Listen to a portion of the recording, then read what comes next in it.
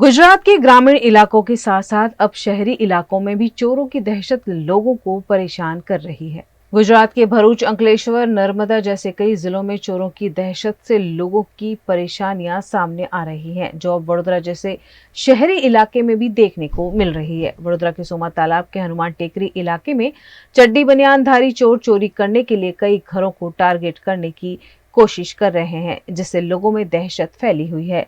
हनुमान टेकरी इलाके में चोरों द्वारा घर का दरवाजा तोड़कर चोरी करने की कोशिश की गई, लेकिन उसी वक्त स्थानीय निवासियों के जग जाने से चोर भाग निकले। स्थानीय निवासियों ने 100 नंबर पर डायल कर पुलिस को मामले की जानकारी दी। पुलिस की पीसीआर वैन मौके पर पहुंची भी, लेकिन जब चोर पकड़ा जाए तभी फोन करना, ऐसा जवाब देते हुए पल्ला झाड़ लिया गया, जिससे स्थानीय निवासियों ने दूसरे दिन पानीगेट पुलिस स्टेशन में शिकायत दर्ज कराई है। राते 2 वाग्या पछी चड्डी बनियानवाળા ચોર હમણાં 5-1 દિવસથી આવે છે અને અમે પોલીસ સ્ટેશનમાં બી અમે પેટ્રોલિંગ માટે ત્યાં આગળ કમ્પ્લેન બી આલી।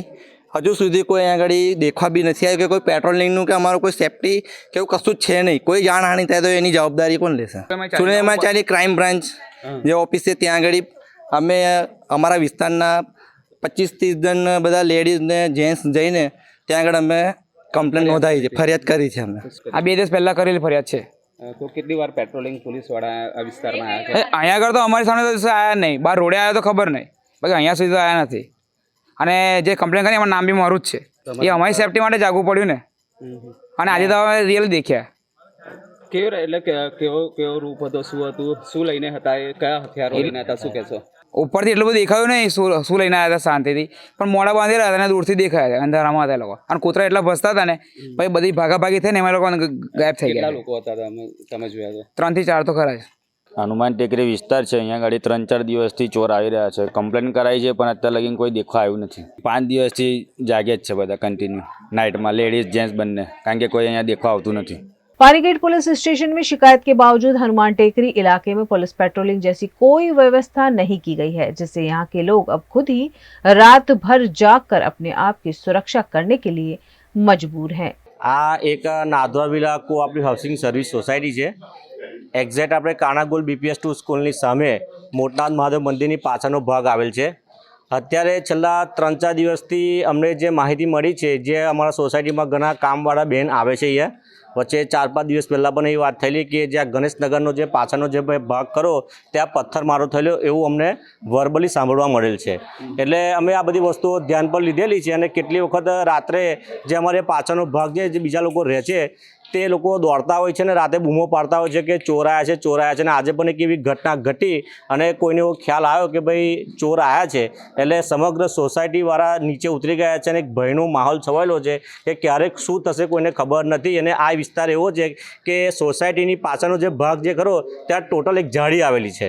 એટલે અમારી નમ્ર વિનંતી સોસાયટી તરફથી છે કે BMC એનું ધ્યાન દોરે, પાછળનો જે એરિયા જે છે તે એને ટોટલ જે જાળી હોય તે સાફ કરાવે, કારણ કે એ જ જાળી સાફ કરાવવાથી આજુબાજુનો જે વિસ્તાર છે એ વિસ્તારને પણ ખ્યાલ આવે તો અમે કોઈ કેમેરા મૂકવાની પણ સોસાયટી વ્યવસ્થા કરી શકીએ કે ફ્લડો મારવાની હોય તે પણ અમે વ્યવસ્થા કરી શકીએ। એટલે BMC આના પર ધ્યાન દોરે અને જે સાયલેન્ટ એરિયા જે કહેવાય એ એરિયા તમામ સાફ કરે એવું અમારા સોસાયટીવાળા ઈચ્છે છે। અને અમારે પોલીસને પણ એવું નિવેદન છે કે ભાઈ રાત્રે કે દિવસના ટાઈમે રેગ્યુલરલી પેટ્રોલિંગ કરે એવી અમારી માંગ છે, કારણ કે સિક્યુરિટીવાળા અમારા એક છે, એટલે ક્યાંય એ સિક્યુરિટીવાળા ભાઈ એકલા પહોંચી શકે તેમ નથી। એટલે પોલીસ પણ અવારનવાર પેટ્રોલિંગ કરે તો એનાથી પણ ઘણી વખત ભયનો જે માહોલ હોય તો લોકોને પણ એવું થાય કે પોલીસ આવવાથી ભાઈ કે કંઈક ચેકિંગ થઈ રહ્યું છે, એવી અમારી માંગ છે। મોડેથી જાગવું એટલે એના માટે પડે છે કે અત્યારે આજે જે બનાવ બનેલો છે એમાં અત્યારે એવું ખબર પડી કે 2 ચોર પાછળથી અમને જોવા મળેલા છે।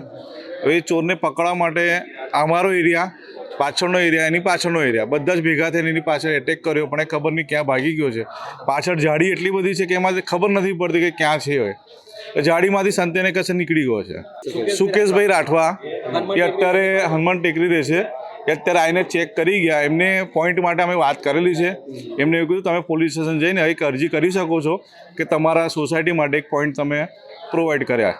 हनुमान टेकरी के साथ साथ निकट के नाथद्वारा डुप्लेक्स में भी लोगों को चड्डी बनियानधारी चोरों का डर सता रहा है। यहाँ भी लोग 3-4 बजे तक जाकर अपने आप को बचा रहे हैं। यहाँ भी 2 से 3 किस्सों के बाद लोगों में डर का माहौल देखने को मिल रहा है। चोरों को इलाके में घूमता देखकर यहाँ के लोगों ने लकड़ी लेकर चोरों को पकड़ने की कोशिश भी की, लेकिन चोर हाथ नहीं आए और अब यहाँ के लोग रात के 3 बजे तक जागकर खुद ही चोरों से बचने की कवायद में लगे हुए हैं। सर અમે ફરિયાદ કરાવી દી પણ એવું કીધું કે તમે પેલા ચોરને પકડો પછી તમે અમને કોલ કરજો.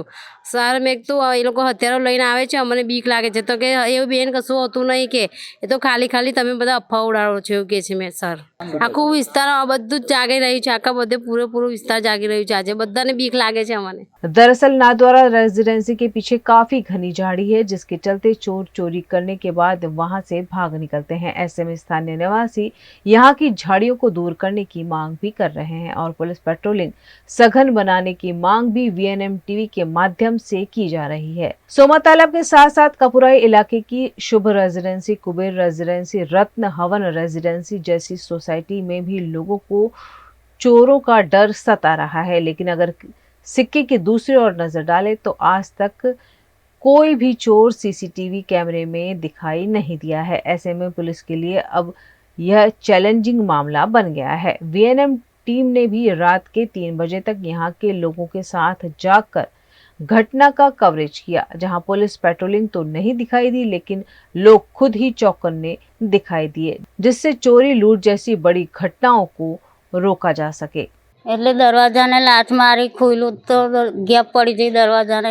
હરે અમે લાઇટ ચાલુ હતી એટલે અમે દેખી જાય એટલે અંદરવાળા બધા ગભરાઈ જાય એટલે અમે અંદર બહાર નહીં નીકળ્યા. નાના છોકરા લઈને સુઈ રહ્યા. એટલે શું એમને ચોર જો આયા હતા તો શું કર્યું હતું એમણે? મીન્સ કે આ વિસ્તારમાં એમને લાત મારી હતી અને ઓટા મારતા હતા દરવાજા નહીં નીકળી. કેવા પ્રકારનું એટલે શું પહેરેલું હતું? એટલે માથે ઓઢણી હતી અને નાના ચડ્ડા હતા અને કાળા હતા અને શરીર દેવ ચોપડેલું કશું હતું. આવું હોય. કેટલા દિવસથી આ રીતે તમારા વિસ્તારમાં આ રીતે ફરે છે? શું છે? આ 2-3 દિવસથી ફરજ છે, આવે જ છે. આગળ ડભોઈ રોડ છે, હનુમાન ટેકરીનો વિસ્તાર છે આખો. તો શું ઘટના બની હતી અને કઈ જગ્યાએ બની? બસ એ જ આ ભાઈ બોલે ને એ જ. હું બાજુમાં શું રહેલો એ આ મને બહુ છોકરા થાય છે એ અહીંયા હતા બધા. આ જે ધક્કો માર્યો ને લાત મારી ને દરવાજા એટલે પેલા ગભરાઈ ગયા એટલે છોકરાને જોનવા જ પડે એટલે પેલું હાથમાં દંડો હતું ઠપકાયું નહીં છે એટલે મેં જાગીને આવ્યો. શું થયું? કંઈ નહીં, બોલીશ નહીં કે પેલા મારો વાર જ છે છોકરા એવું કહ્યું. સારું. એટલે પછી એ આવતા જતા એ પછી હોવા થઈ ગયો એટલે ભાગી ગયા એ છોકરા. કેવી રીતે જાણ કરી તમે? વિસ્તારમાં કેવી રીતે જાણ કરી? બસ આ રીતે જ કે ભાઈ આવા જાગીને રહો, આપણા પર જ આવ્યું છે. શું થયું હતું અહીં? એટલે શું અહીંયાથી એમ ધક્કો મારતેલા ને તો અહીંયા આ બહુ સપોર્ટ નહીં ને એટલે ખુલી જતું હતું. એટલે શું? એટલે ચોર આયા હતા? શું ક્યારે આયા હતા? પરમ દિવસ રાતે, કાલે રાતે હોય આવેલા. તમે આની ફરિયાદ કરી હતી પોલીસ સ્ટેશનમાં? શું કીધું? એટલે સાંજે જઈતા રિપોર્ટ લખાવા પણ ખબર નહીં રાતે આવ્યા નથી પોલીસવાળા. કેટલા દિવસથી આમ આવે છે ચોરામાં? આ વિસ્તારમાં આવે છે ખરા? એટલે આવે છે ખાસા ટાઈમથી, પણ અમારી ગલીમાં પરમ દિવસ રાતથી જ ચાલુ થાય. આવે છે આ મારો દરવાજો આખામાં નજરે જોયા છે. અને નાના ચડ્ડા અને પાતળી બંડી પહેરીને આવે મારું ઢકેલું એટલે સકલ ઓળખાય ના ને એવી. તો અંદર બધા જાગતા હતા તો ધક્કો માર્યો. કેટલા વાગ્યાની ઘટના છે? કેટલા વાગે બની? કદાચ 2-2:30 વાગે હશે રાતે.